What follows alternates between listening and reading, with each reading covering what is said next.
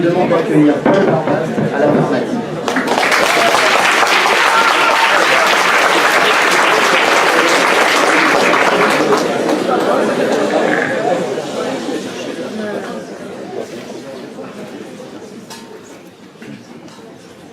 Cher jury, très cher membre de l'école des jeunes orateurs, Madame la ministre, cher public, bonsoir. Ce soir, j'avais décidé de partir en voyage sur la Lune. Mais c'était sans compter avec mon entrevue avec Monsieur Bourg, qui, sans détour, refusa mon séjour. Car oui, savoir voyager, c'est avoir la science des accords, comme l'écrivait si bien Paul Morand, diplomate de son État, dans son œuvre L'éloge du repos en 1947. En effet, si mon projet se voulait envisageable, il eût été souhaitable de traiter convenablement avec notre administration, afin de ne point me trouver dans la situation peu enviable d'avoir à passer ma 3e année à l'étranger, non pas à Georgetown ou à Saint-Andrews, mais bien à quel. Mes chers amis, vous avez déjà été ou serez confrontés à partir en 3e année, et avez connu ou allez découvrir les affres du voyage. Premièrement, l'argent. Vous me prendrez sûrement pour quelqu'un de bien pragmatique, mais il ne tombe pas du ciel. Oui, l'argent est préférable à la pauvreté, ne serait-ce que pour des questions financières. Merci, Miguel. Entre Georgetown et Kiel, il y a tout de même une légère différence de budget. Comment traiter de voyage sans parler d'accords économiques? Passons. Admettons que vous soyez à l'abri du besoin. Merci papa et maman. Vous allez bien devoir vous loger. Le logement, le site internet. Sur le site internet, vous aviez vu une chambre spacieuse vue sur la mer. Mais à l'arrivée, vous tombez sur un placard à balai. Trop tard, vous ne pouvez plus changer, à moins de trouver accord avec l'agent immobilier. Mieux vaut donc prévoir à l'avance son coût, quitte à paraître paranoïaque. Bon, par chance, vous réussissez à régler tous vos problèmes d'ordre matériel. Mais vous devez tout de même faire face à la barrière du langage et de la culture. En effet, l'anglais que l'on parle à New York n'est pas le même que celui que l'on parle à Bangkok. On m'a dit qu'à Bangkok, certaines pratiques culturelles étaient quelque peu différentes des nôtres. Voilà bien occasion de refuser l'ethnocentrisme, comme nous l'enseignait la question. Mais qui suis-je pour juger? Disait ce bon pape François. En effet, il s'agit bien là de l'illustration aussi technique, aussi profonde soit-elle, de la validité de mon sujet. Rappelez-vous qu'il faut toujours accord entre les deux parties, sous peine de subir un voyage des pieds déposés. Passons toutes ces trivialités qui feraient de notre année à l'étranger une caricature bien fade. Car voyager est l'occasion de s'élever l'esprit. Et je ne parle pas que de trouver simplement une pinte moins chère qu'à Strasbourg, car la tâche est rude. En effet, c'est l'occasion de découvrir, de s'émanciper, de sortir de son train-train quotidien. Oui, voyager sans rencontrer l'autre, ce n'est pas voyager, c'est se déplacer.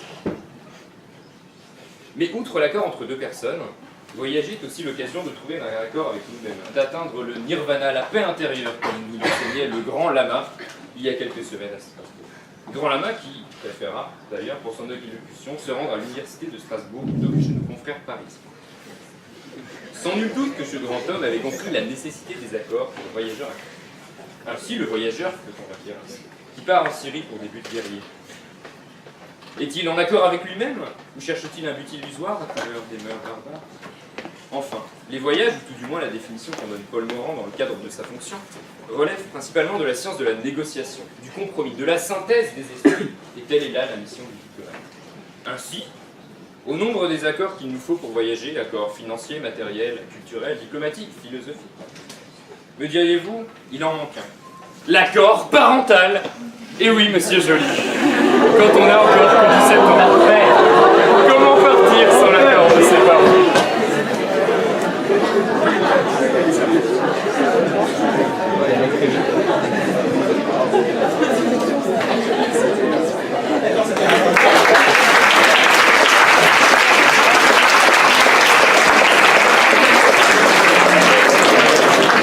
À la négative, Adrien Petit.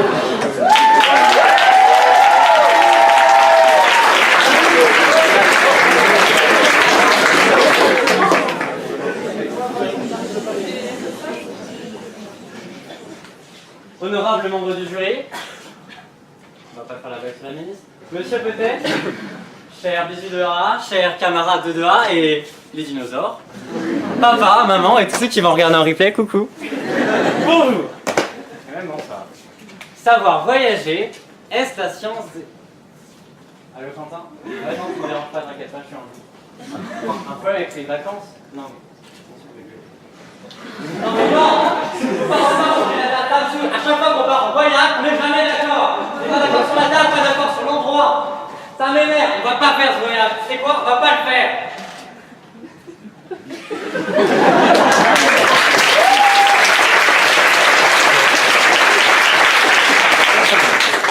Savoir voyager, est-ce la science des accords? Avant de commencer, il convient peut-être de préciser que pour cette joute, nous ne parlerons pas des accords de musique. On va peut-être jouer sur la plage pour essayer de pécho à l'étranger. Ça ne marche plus depuis 10 ans, vraiment.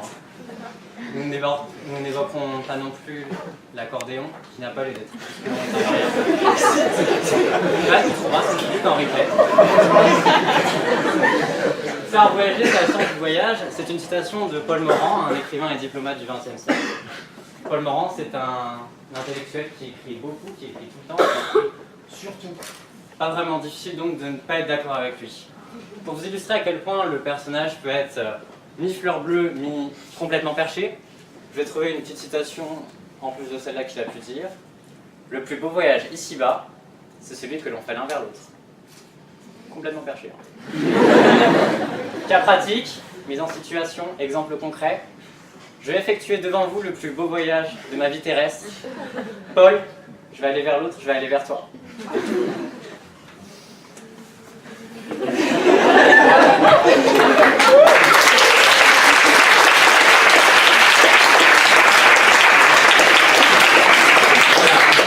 Et vous avez pu le constater, même en y mettant beaucoup du mien, c'était pas vraiment un voyage super, hein, malgré mes 10 ans de danse.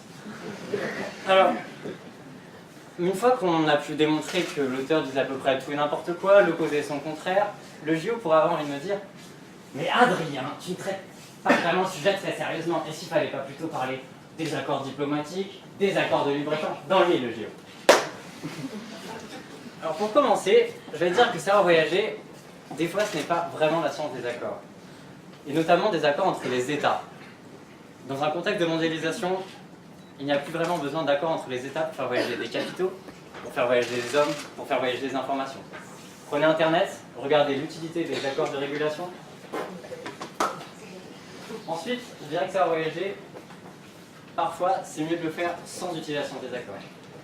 Pour illustrer ce que je dis, je vais prendre un exemple très simple, et je vais garder l'anonymat de cette personne par respect pour elle. Sigolène B est 130e de promo, sur un classement optimiste. Pour elle, savoir voyager en 3e année, ça ne relèvera pas de la science des accords, sauf si elle peut aller laquelle. Savoir voyager, pour elle, ce sera plutôt la science des projets perso.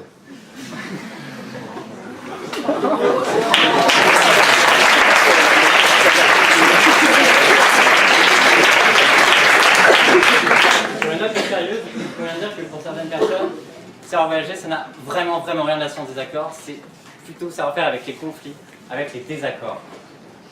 Surtout en ce moment, quand tout le monde semble vouloir mettre une barrière sur sa frontière.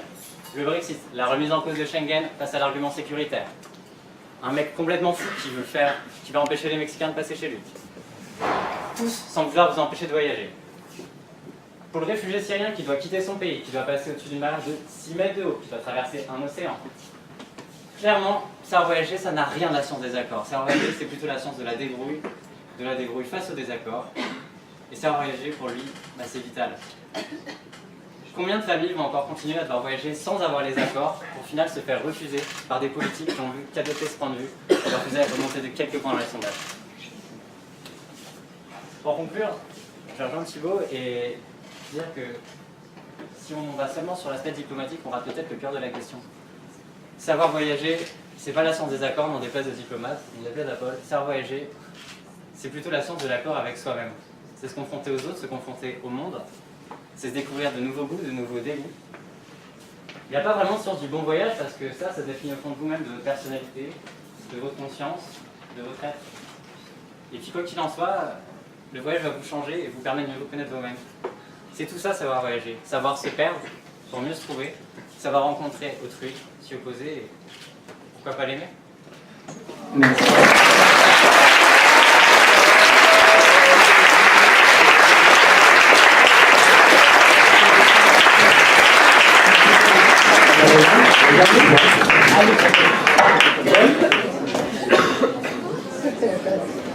Est-ce que le jury a quelques questions pour vous?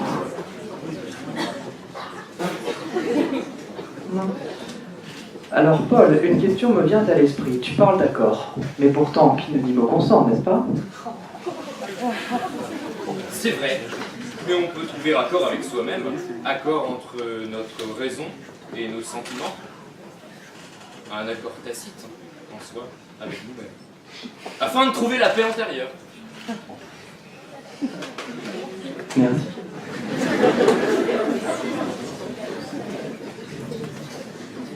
Adrien, être en accord avec soi-même, n'est-ce pas la première étape pour être en accord avec l'autre?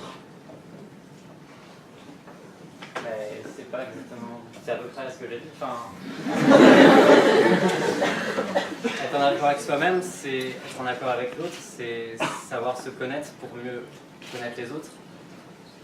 On regarde les autres avec notre regard. Oui, je sais, c'est important ce que je viens de dire. Mais du coup, la façon dont on les perçoit, ça dépend d'eux, mais ça dépend surtout de nous. Donc, oui.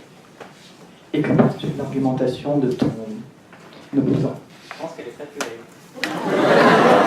Quelque chose à répondre, peut-être? Trouver un accord avec nous-mêmes, c'est bien trouver un accord. Non, mais c'était surtout sur la dernière phrase. Chaque réponse Je me peut demandais être quelle est vérifiée. le Chaque geste que l'on fait. Sans rien à ajouter, donc? Merci.